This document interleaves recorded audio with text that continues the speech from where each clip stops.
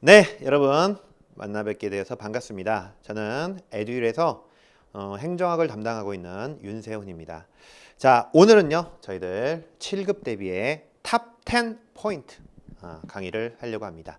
뭐 이렇게 내용적인 부분은요 이미 여러분들이 공부를 하셨을 거라 생각하고요. 오늘은 핵심 포인트를 좀 찝어드리면서 이런 부분들 좀 조심해야 되고 좀 명확하게 좀 알아야 할 중요 포인트를 이렇게 찝어드리는 강의예요. 그래서 일단 강의를 통해서 빠르게 전달해 보도록 하겠습니다. 자, 탑 10 포인트 7급 대비 시작하겠습니다. 자, 보시면요. 포인트 1인데요. 자, 통합예산 한번 살펴보겠습니다. 통합예산. 이번에 통합예산에서 굉장히 중요한 포인트가 하나 바뀌었어요. 그래서 내용적으로 좀 개정된 내용을 반영해서 좀 공부를 하셔야 하는데요. 통합예산 자체를 설명드리기보다는 이제 중요한 포인트를 여러분께 전달해 드리려고 합니다. 그래서 포인트 1 통합예산이고요.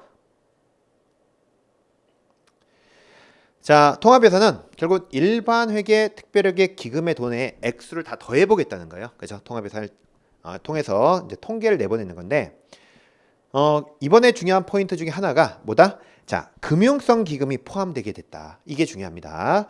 여러분들 이제 사회보장성 기금은 국민연금 같은 이런 사회보장성 기금은 원래부터 포함이 됐었어요. 그런데 이번에 바뀌면서 기준이 바뀌었어요. 바뀌면서 금융성 기금이 포함되게 됐다. 따라란 중요하다. 따라란 중요하다. 자체 음악 넣습니다. 아무튼 금융성 기금이 뭐한다? 포함됐다. 이게 중요합니다. 이걸 꼭 기억해 주셔야 돼요. 통합재정이 이번에 금융성 기금을 포함하는 걸로 바뀌었다. 원래는 제외했어요. 근데 금융성 기금을 포함하게 바뀌었다. 이게 중요합니다.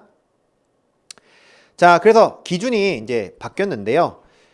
공공부문 중에서 자, 일반 정부를 대상으로 통합재정을 만듭니다. 자, 그래서 중앙정부와 지방정부를 바탕으로 통합재정을 내는데 이때 과거에는 회계, 기금 중에서 자, 금융성 기금은 빠졌는데 이제는 금융성 기금까지 모든 기금을 포함해서 통합재정에 포함시키게 됐다. 이게 첫 번째 중요하고요. 두 번째는 과거에 포함되지 않았던 비영리 공공기관이 들어왔다는 거예요. 비영리 공공기관이 들어왔다. 이 두 가지 포인트가 굉장히 중요합니다. 여러분 다시 한번 자, 금융성 기금이 포함되게 바뀌었다. 두 번째는 뭐가 들어온다?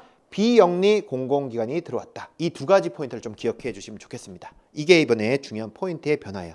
그래서 자, 금융성 기금을 포함했다. 하나하고 두 번째는 비영리 공공기관이 포함된다. 이 두 가지 포인트 꼭 기억해 주시면 좋겠습니다. 따라란 중요한 포인트 기억하시면 좋겠습니다. 자, 두 번째 포인트 2. 자, 포인트 2 시작하도록 하겠습니다. 여러분들 주민투표가 최근에 개정이 됐었잖아요. 개정이 된 지 이제 좀 시간이 흘렀고요. 이제 주민 참여 파트가 굉장히 출제 가능한 영역이긴 한데 그 중에서도 개정된 이 주민투표 내용들을 또 물을 수가 있으니까 좀 정리를 한번 하시면 좋겠습니다. 전체적인 내용은 정리를 완전히 할 수 없지만 저희가 압축적으로 이렇게 정리를 좀 한번 해보고 가도록 하겠습니다. 자, 보시면요. 자, 주민투표 절차인데요. 자, 의회는 누구한테? 단체장에게 주민투표를 뭐 할 수 있어요? 청구할 수 있어요. 그런데 그때 자, 주민들은 20분의 1, 5분의 1 사이에서 연설을 받아요. 주민수의 20분의 1, 5분의 1 사이에서 자, 사인을 받아서 뭐 하는 거야? 단체에 청구하고요. 단체장에게. 자, 의회 의원 2분의 1이 출석하고 3분의 2 이상이 찬성해서 단체장에게 청구할 수가 있습니다. 자, 그런데 이렇게 청구하는 경우 말고 단체장이 직권으로도 주민투표를 실시할 수 있는데 다만 이때는 자, 의회 의원의 반 출석, 반이 찬성하는 2분의 1 출석 의원 중에서 2분의 1이 찬성을 얻고 직권으로 할 수 있습니다. 그렇죠? 그래서 주민투표는 기본적으로 단체장이 발의를 하게 되는데 그때 주민의 청구, 의회 청구를 통해서 발의할 수도 있고요. 단체장이 직권으로도 할 수 있다. 그때 숫자가 20분의 1, 5분의 1, 2분의 1, 3분의 2, 2분의 1, 2분의 1 이걸 좀 기억하시면 좋겠습니다. 자, 이렇게 단체장이 발의를 하면 이제 주민투표가 실시가 되는데요. 자, 주민투표의 운동기간은 주민투표일 전 21일부터 주민투표일 전날입니다. 이게 좀 개정됐어요. 그래서 주민투표일 전 21일부터 주민투표일 전날까지 이렇게 그래서 여기 21일 주민투표일 전날 기억하시고요. 이렇게 주민투표 운동기간이 가능하고요. 자, 주민투표일은 주민투표를 합시다 발의한 날로부터 23일이 지나고 나서 그 다음에 돌아오는 첫 번째 수요일 날, 그래서 23일 이후에 처음 오는 첫 번째 수요일 날 투표일을 정합니다. 이것도 개정됐죠. 주민투표 발의일부터 23일 이후 첫 번째 수요일입니다. 이번에 중요한 변화 중에 하나가 여기 이 숫자예요. 포인트를 잘 잡으셔야 돼요. 자, 4분의 1 이상이, 일단 주민수의 4분의 1 이상이 뭘 해야 돼요? 투표를 해야 되고요. 그 중에 과반수의 의견으로 확정되는 겁니다. 4분의 1, 2분의 1입니다. 이 숫자 4분의 1이라는 거 중요합니다. 4분의 1, 2분의 1이에요. 4분의 1, 1분의 1. 원래 3분의 1이었어요. 근데 4분의 1로 이번에 개정됐으니까 4분의 1, 2분의 1로 확정된다. 그리고 4분의 1에 미달할 때는 개표를 원래 안 했어요. 근데 4분의 1이 미달 시에도 이제 뭐 한다? 개표를 하게 됐다. 이걸 좀 주의하세요. 개표한다. 그다음에 4분의 1. 이 숫자를 중요시 하면 되겠습니다. 자, 그리고 나서 이 주민투표 결과에 불만이 있을 때는 소청 제기가 가능한데, 소청 제기는 14일 이내에 합니다. 결과 나오고 나서 14일 이내 하는데, 자, 이때 시도에 대한 주민투표는 중앙선관위에 소청 제기하고요. 시군구에 대한 주민투표는 시도선관위에 소청 제기한다. 이 두 가지 포인트. 근데 일단 소청은 14일. 근데 이 소청 결과에 불복할 때는 10일 이내에 소송을 제기하는데, 시도는 대법원, 시군구는 고등법원에 제기한다. 자, 그래서 청사, 예, 이응,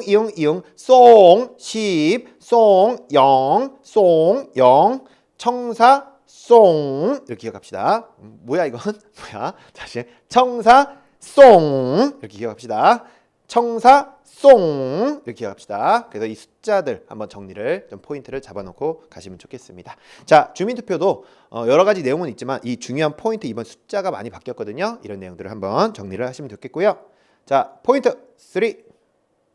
자, 자치단체 간 협력에 대한 얘기들이 이번 지방자치법 개정 중에서 좀 중요한 포인트들이 있어요. 그래서 이 자치단체 간 협력에 대해서 한번 살펴보도록 하겠습니다. 자, 첫 번째가 자치단체 조합이고요. 자치단체 조합은 하나 또는 둘 이상의 사무를 공동 처리할 때 이제 법인 형태로 만들고요. 이때 자치단체 자체가 구성원입니다. 구성원인데, 자, 이번에 할 내용은 뭐 전체적인 내용을 보는 것보다는 이 절차가 있어요. 이 절차가 좀 여러 단계마다 좀 다릅니다. 내용마다. 그래서 보시면 자치단체 조합을 만들 때는 일단 설립이나 해산할 때는 일단 규약을 정하고, 두 번째 지방의회 의결을 얻습니다. 의결 얻어요. 그다음에 시군구는 시도지사의 승인이고, 시도는 행안부 장관의 승인입니다. 시도는. 다만 두 개 이상의 시도 결칠 때는 이런 시군구는 원래 시도지사지만 두 개 이상의 시도에 걸칠 때는 행안부 장관이 승인한다. 시도는 행안부, 시군구는 시도지사. 그 앞에 지방의 의결, 그 전에 규약. 이걸 한번 생각하시고요. 자, 특별지방자치단체를 이번에 새로 규정을 뒀죠. 이때 특별지방자치단체는 설치 해산이 규약을 정해요. 여기도 지방의 의결 거칩니다. 자, 그런데 이때 시군구나 시도를 나누지 않고 여기는 그냥 행안부 장관 승인이요. 행안부 장관 승인입니다. 행안부 장관 승인이다. 이걸 좀 기억을 하시면 좋겠습니다. 두 가지를 좀 비교하셔야겠죠. 자, 그런데 이런 자치단체 조합과 특별지방자치단체의 가장 큰 특징은, 자, 여기는 조합은 조례재정권이 없다. 이 기억하시고, 특별지방자치단체는 조례재정권이 있다. 이게 중요합니다. 이걸 구별해서 정확히 알고 있으면 좋을 것 같습니다. 자, 보시고요. 포인트는 여러 가지 많아요. 하지만 중요한 포인트를 한번 지정을 좀 해드리겠습니다. 자, 보시고요. 자, 행정협의회도 있어요. 행정협의회도 뭐 내용적으로는 여러분 아셔야 되고요. 여기는 법인격 없이 그냥 단순하게 협의하는 기관이에요. 그렇죠? 협의회인데, 자, 협의회 구성할 때, 자, 시도는 행안부 장관과 관계 중앙행정기관에게 보고하고, 시군구는 시도지사에게 보고하는데요. 보고한 후에 자, 규약을 정해서 지방의회에 보고 후 그 내용을 고시합니다. 자, 중요한 포인트. 행정협의회는 보고하는 거예요. 보고. 원래는 여기가 의결이었어요. 의결인데 보고로 바뀌었습니다. 이게 중요합니다. 이번 개정법에서 중요한 게 뭐냐면 자치단체가 협력하는 방식을 훨씬 더 수월하게 해주기 위해서 많은 규정들을 약화시켰어요. 그래서 의결을 뭐로 바꿔줬어요? 보고하면 서로 협력할 수 있도록 만들어준 겁니다. 그래서 지금 보고다 행정협의회는 이걸 이제 포인트로 잘 잡고 가시면 좋겠습니다. 자, 보시고요. 자, 전국적 협의체도 있는데요. 협의체를 설립할 때는 자, 어떻게 한다? 여기는 행안부 장관에게 뭐 한다? 신고한다. 이걸 좀 정리를 같이 하시면 좋겠습니다. 여기는 뭐 하는 거야? 신고를 하면 돼요. 신고를 하면 되겠고요. 자, 사무위탁이 있어요. 사무위탁으로 할 때도 A 자치단체나 장은 B 다른 자치단체나 장에게 자, 위탁하는 겁니다. 위임이 아니에요, 여러분들. 대등한 자치단체끼리는 위탁하는 거, 위탁. 위임은 하급기관에 맡기는 거고, 여기는 위탁할 때, 사무 위탁을 할 때는 중요한 게 뭐예요? 규약을 만들어서 뭐 한다? 고시한다. 이걸 좀 정리를 해놓으시면 좋겠습니다. 자, 이게 포인트예요. 다시 한번 자치단체 조합은 다시 한번 볼까요? 포인트로. 자, 자치단체 조합은 어떻게 한다? 설립할 때 의결없고 나눠서 책임반다. 시도지사나 행안부 장관. 그렇죠? 자, 그런데 특별지방자치단체는 지방의회 의결 없고 어떻게 한다? 그냥 행안부 장관의 승인이다.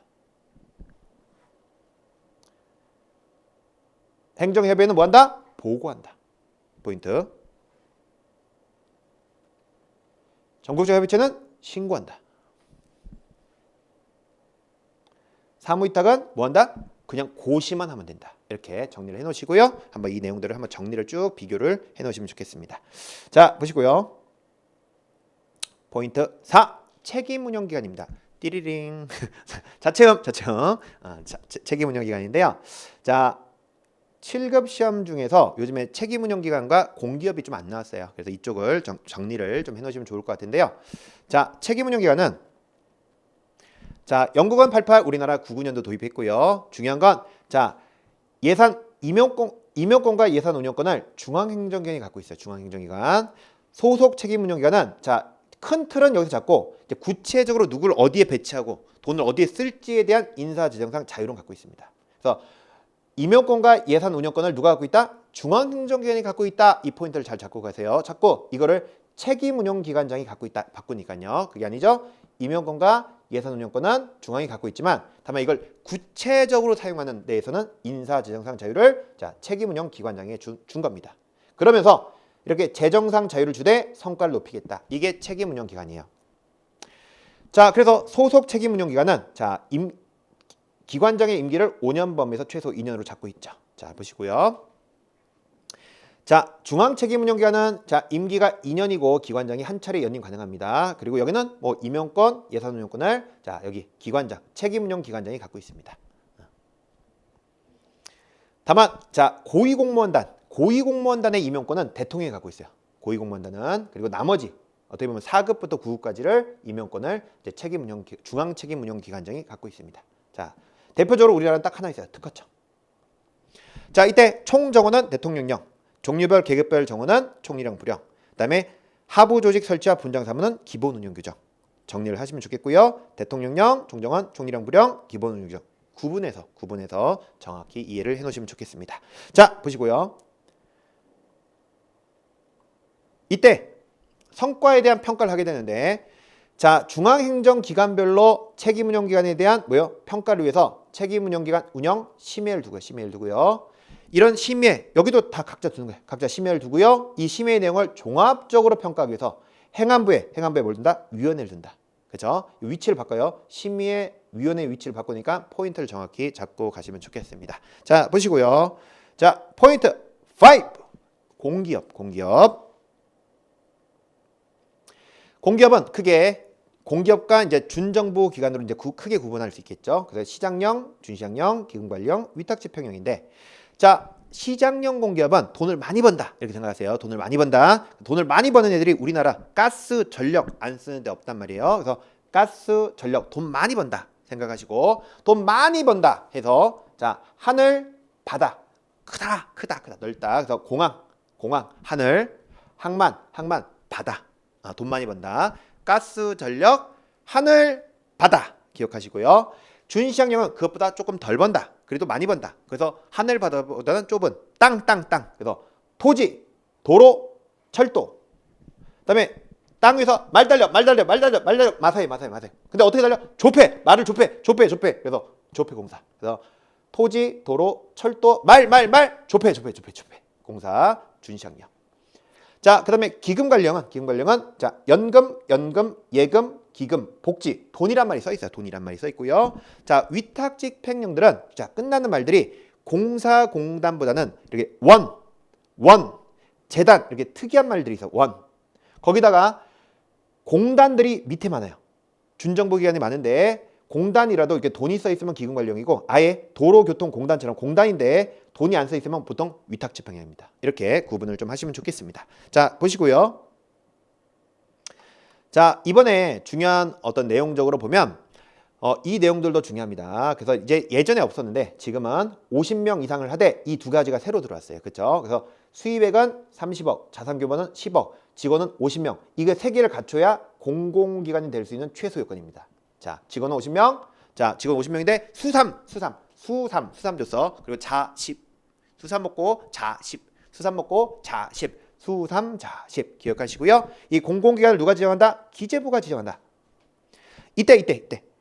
지방자치단체가 설립하는 기관들, 지방공기업들은 이런 공공기관 분류에 못 들어옵니다. 자, 보시면 자, 이런 분류가 있는데 이런 분류에 못 들어오는 기관들은 첫 번째보다 지방자치단체 설립 기업들, 지방공기업들, 그다음에 KBS, EBS 등이 못 들어옵니다. 한 번 정도 보시면 되겠습니다. 자, 포인트 봤고요.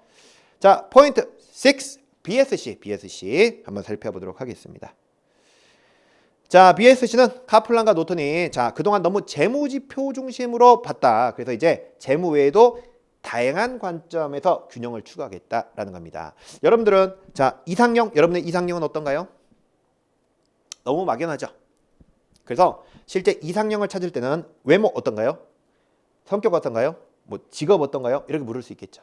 근데 이것도 너무 막연해요. 그래서 평가할 때는 외모는 쌍꺼풀이 있어야나요? 하얗나요? 키가 어떠나요? 이렇게 구체적으로 물어봐야 돼요. 또 성격도 착한가요? 유머인가요? 싹싹한 구체적으로 물어봐야 돼. 그래야지 알 수 있는 겁니다. 그러니까 우리가 평가할 때 너무나 막연한 내용들을 평가하기 위해서 자, 그걸 세분화시키고 그걸 더 구체적으로 확인할 수 있는 지표들을 마련해 주는 겁니다. 이게 BSC랑 비슷한 거예요. 자, 그래서 BSC는 어떻게 한다? 이렇게 굉장히 비전과 전략, 이게 뭐예요? 이상형 생각하시면 돼요. 이상형. 근데 이걸 너무 막연하니까 구체적으로 나눈 건데 그게 외모, 성격, 직업 이런 식으로 나누는 것처럼 재고, 내학 네 가지 관점에서 나눈 겁니다. 근데 이것도 막연하다는 거예요. 그래서 이제 구체적인 지표들을 이렇게 나타냈다. 그래서 실제로 BSC는 추상적 비전에서부터 이게 추상적 비전을 생각하시고요. 구체적 지표까지 어떻게 했다? 위에서 아래로 단계별로 위계적 구조를 갖는다. 이렇게 표현하는 겁니다. 자, 그래서 추상적 비전부터 구체적 지표까지 위계적 구조를 갖는다. 그러면서 제 외에도 내학 다양한 관점의 균형을 추구하겠다. 그러면서 자, 이런 지표를 만든 걸 우리가 BSC다 하는 겁니다. BSC. 그래서 학스가 성장은 자, 직무 만족도인데 직무 만족도는 내부 직원의 만족도다 이렇게 나올 때가 있어요. 직무 만족도는 내부 직원의 만족도. 그 외에 이제 성장을 위해서는 각종 자원, 정보, 학습, 지식을 통한 나온 게 제한 건수 이런 것들이 이제 학습이고요. 자, 고객은 써 있어요. 고객, 민원인, 고객. 근데 고객들이 정책에 순응하는 겁니다. 순응도는 고객. 자, 재무, 돈, 자본, 예산, 매출 써 있죠, 여기는. 자, 내부 프로세스만 좀 외우시는데 커뮤니케이션, 소통, 일하는데 프로세스, 일하는 과정에서 소통을 어떻게 하느냐. 프로세스는 커뮤니케이션이다. 자, 의사결정 과정에서 참여. 일하는 과정에서 얼마나 참여시킬 거고 얼마나 절차적으로 적법한지. 프로세스, 절차. 프로세스, 과정, 참여. 일하는 과정에서 얼마나 공개할 거냐. 이런 것들을 정리를 좀 해놓으시면 좋겠습니다. 자, 보시고요. BSC 봤고요. 자, 그래서 BSC는 네 가지 지표가 있죠. 재고, 내학이다. 재고, 내학이다. 자, 그런데 겉으로 보면 재무, 고객. 제가 여러분들 강의를 하고 있는데요. 제가 겉으로 창출하는 건 제가 얼마나 돈을 버느냐, 여러분 수강생수가 얼마나 있느냐, 겉으로 재고가 나오는데 이걸 창출하기 위해서 밑에서 저는 아름답게 백조가 날고 있는데 밑에서는 달로 해야 돼요. 그렇죠? 그러면서 제가 창출하는 재무와 고객은 밑에서 일하는 프로세스와 학습과 성장 열심히 공부하면서 제가 연구해서 이런 걸 창출하는 겁니다. 그러니까 겉으로는 재무와 고객이 보이지만 그 밑에서는 내 학으로 행동하고 있는 거예요. 자, 백조가 날고 있어요. 날고. 아름답게 나는 건 재고. 근데 밑에서 다리고 이렇게 하는 건 뭐예요? 내 학. 그래서 재고는 상부 위에 있고 겉으로 보이고 밑에서는 하부. 근데 겉으로는 자 가치를 창출하고 밑에서는 그걸 위한 행동한다. 겉으로 보이는 건 외부고 그 밑에서 활동하는 건 내부죠. 하부 중에서도 학습과 성장이 가장 하부예요. 가장 하부고요. 자, 돈은 다 끝나고 매출은 얼마나 하는지 과거를 보는 거예요. 그래서 과거는 뭐예요? 뒤를 보는 거죠. 그래서 후행 지표고 1년마다 끝납니다. 단기적이에요.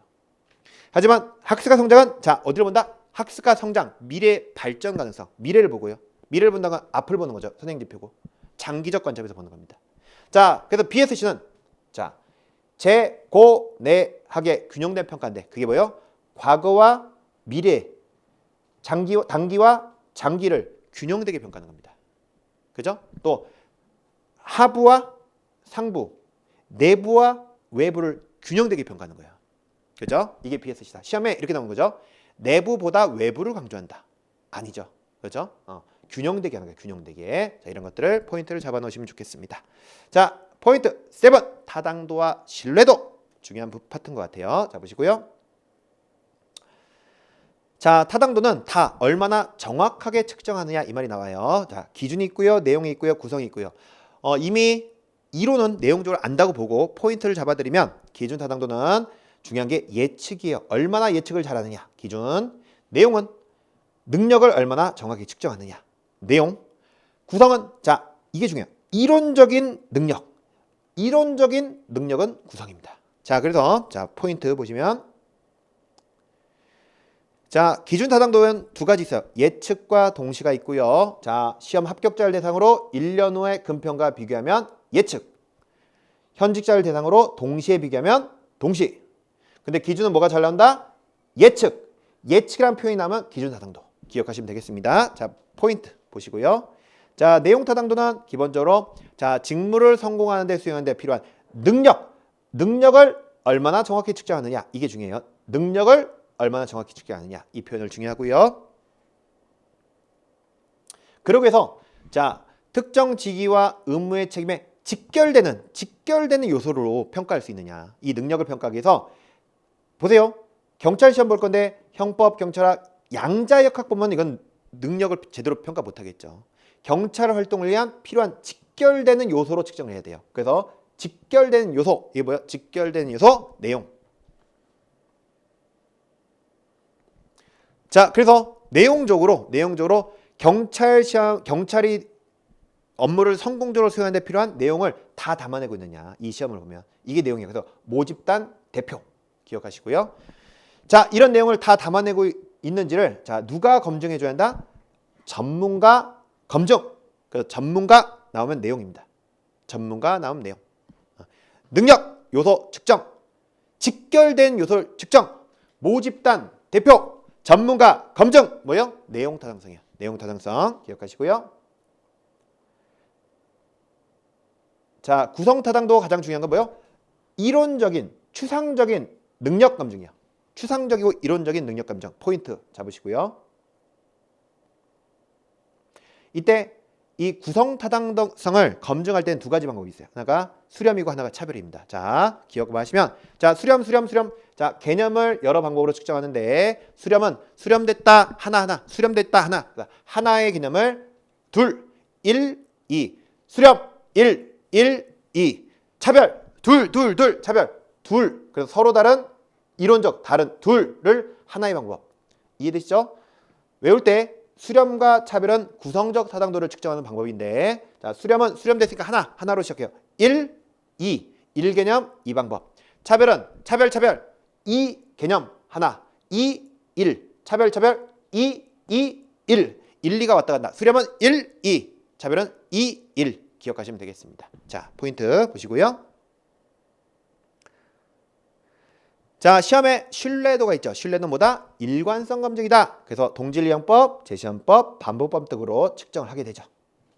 그중에 제시험법은 종적 일관성을 검증한다. 포인트 잡으시고요.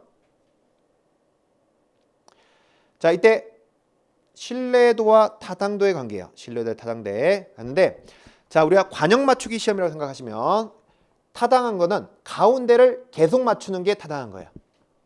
뭐 우연히 한 번 맞추는 건 타당하지 않겠죠. 그래서 가운데를 계속 맞추는 거, 이게 타당도고, 그래서 가운데를 맞추면서 계속 맞춘다. 이게 뭐예요? 일관성, 신뢰도가 있어요. 신뢰도 하면서 가운데를 맞춰야 타당도가 있는 겁니다.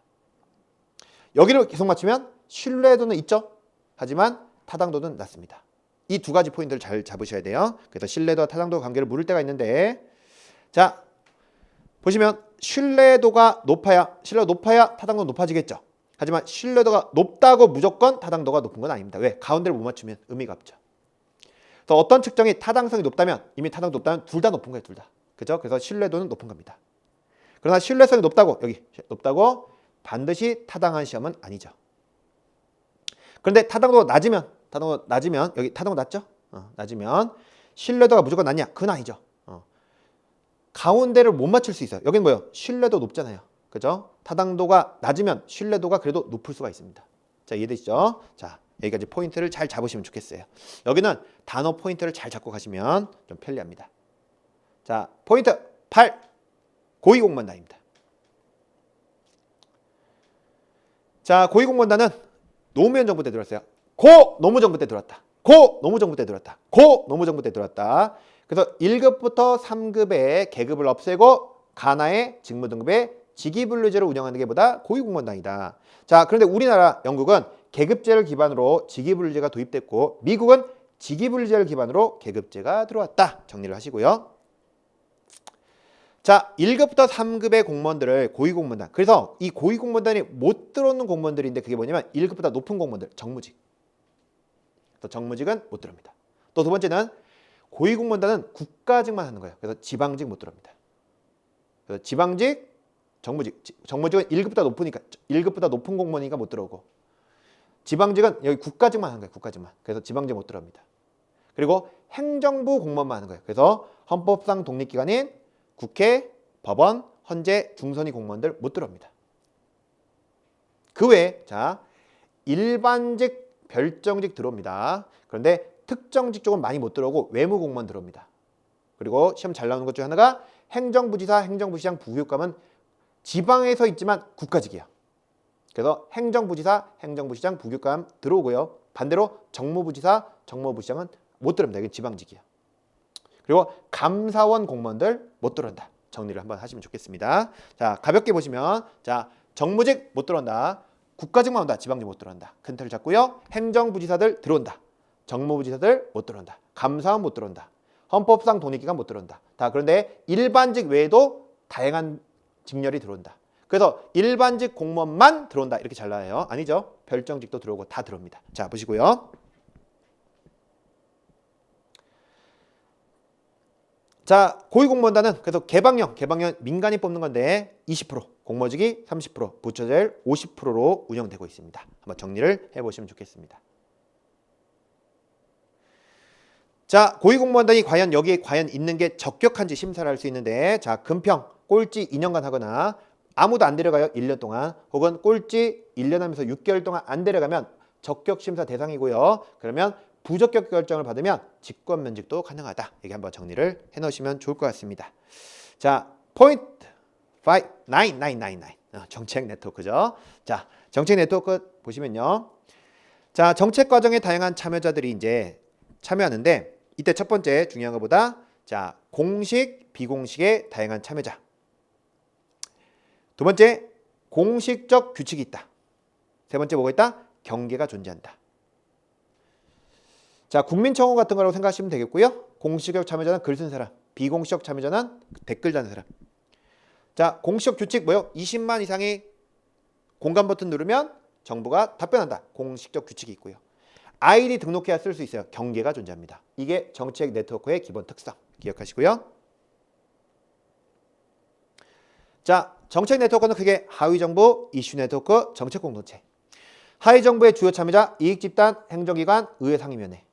근데 하위 정부 외에 너무 제한돼 있다는 거야. 너무 제한돼 있다. 그래서 좀 더 확대하자. 누구나 개방적인 겁니다. 이슈 네트워크. 근데 너무나 많이 참여했다. 그래서 좀 이제는 하위 정부 외에 조금 누구나는 너무 많다. 그래서 전문가 위주로 제한하자. 정책 공동체. 정리를 좀 하시면 좋겠고요. 하위 정부는 다른 말로 우리가 철의 삼각이다. 그래서 의회, 이익집단, 행정관료가 서로 힘을 합쳐서 강력한 연결을 통해서 굉장히 폐쇄적으로 그들 마음대로 자율적으로 안정적으로 의제 설정을 하는 게 하위 정부 모형입니다. 주로 분배 정책에 초점을 두고 있고요. 자, 하위 정부는 넓게 보면 하위 정부끼리 경쟁하는 걸로 보여요. 그래서 다원주의로 볼 수 있고요. 다원주의 관점으로 볼 수도 있고 어떤 관점에서 이렇게 얘네 하나를 보면 소수 엘리트 행위자들이 특정 정책을 결정하는 모습이다. 그래서 책에 따라 다원주의와 엘리트주의 절충령이다 이렇게 나온 책들도 있고요. 기출은 얘가 좀 잘 나와요. 하위 정부는 소수 엘리트 행위자들이 특정 정책을 결정하는 모형이다. 이게 좀 잘 나옵니다. 보시고요. 양자의 측면이 조금씩 섞여 있어요. 자, 그런데 이게 하위 정부가 너무나 뭐다? 참여자가 제한돼 있다. 이들밖에 없다는 건 너무 제한돼 있다는 거예요. 그래서 해클러라는 학자가 하위 정부를 비판하기 위해서 나온 게 이슈 네트워크. 다른 말로 이슈 네트워크. 정책 문제 망이다. 그래서 하위 정부 외에 누구나 뭐요? 개방적인 거예요. 개방적인 거. 그렇죠? 개방적이고 그러다 보니까 다양한 사람들이 들어와서 유동적이고 불안정하다. 그러면서 갈등도 있다. 제로섬. 그래서 갈등이 발생하고 내용이 좀 안 좋으면 약간 이슈 네트워크 느낌이 있다. 이렇게 보시면 되겠습니다. 자, 정책 공동체는요. 정책 커뮤니티라고 하는데 하위 정부가 누구나 이게 너무 난잡하다는 거예요. 이슈 네트워크는. 그죠? 이슈 네트워크 너무 난잡하다. 그래서 조금 제한하자. 하위 정부 외에 전문가로 제한하자. 이게 정책 공동체. 그래서 전문가로 참여를 제한하되 안정적 계속적으로 포지티브성 게임이 나타나서 내용이 약간 좋은 게 정책 공동체. 이렇게 정리를 하시면 좋겠습니다.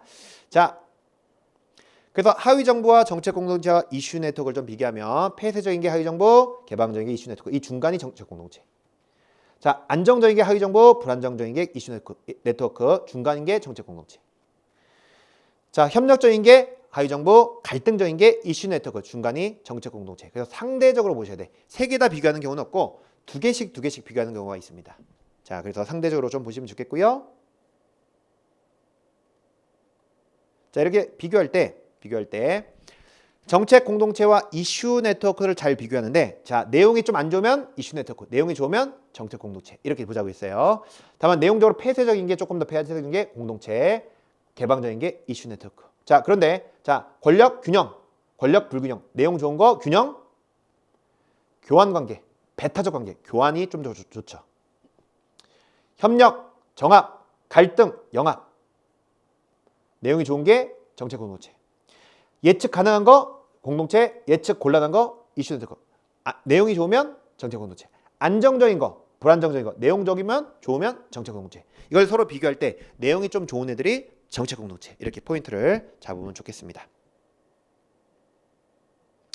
그러나 상대적인 얘기예요. 상대적. 그래서 여기가 협력적이라고 해서 정책 공동체가 갈등이 없는 건 아니다. 상대적으로 봤을 때 협력적이라는 거죠. 그래서 자, 정책 공동체는 갈등 없이 이루어진다면 틀려요. 갈등이 생길 수 있습니다. 그러나 상대적으로 협력적이라는 거예요. 왜? 아까 봤죠?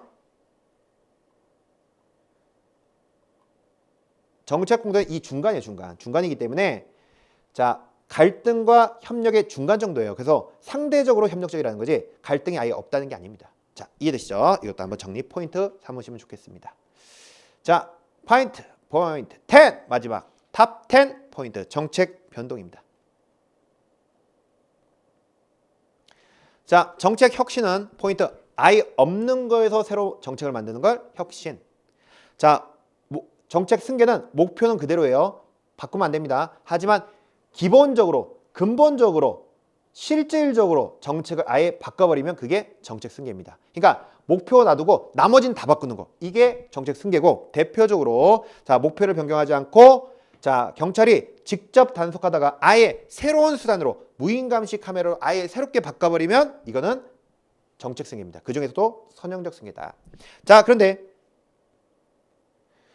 정책 유지는 목표가 그대로예요. 근데 기본적인 게 유지됩니다.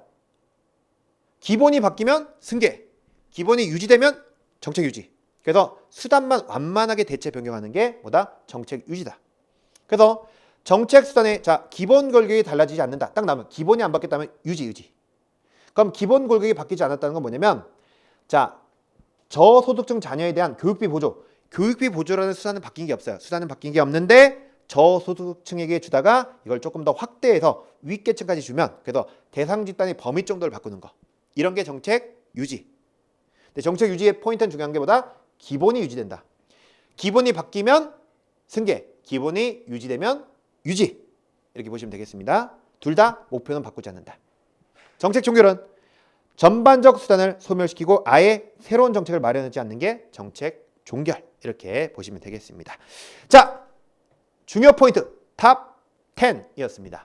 여러분들 뭐 여러 가지 설명은 드리겠지만 이런 포인트를 잘 잡고 정리를 해 나가시면 좋을 것 같아요. 그래서 여러분들 꼭 중요한 내용들 잘 정리를 하시고 이번에 7급 시험 꼭 합격의 결과 있으시길 기도하고 기원하겠습니다. 여러분 합격 화이팅 하겠습니다. 여러분 오늘도 행복하고 또 나중에 또 꼭 합격하셔서 웃는 얼굴로 마주하면 좋겠습니다. 오늘도 너무너무 고생 많으셨고요. 다음에 또 기회가 되면 또 인사드리는 기회를 맞이하겠습니다.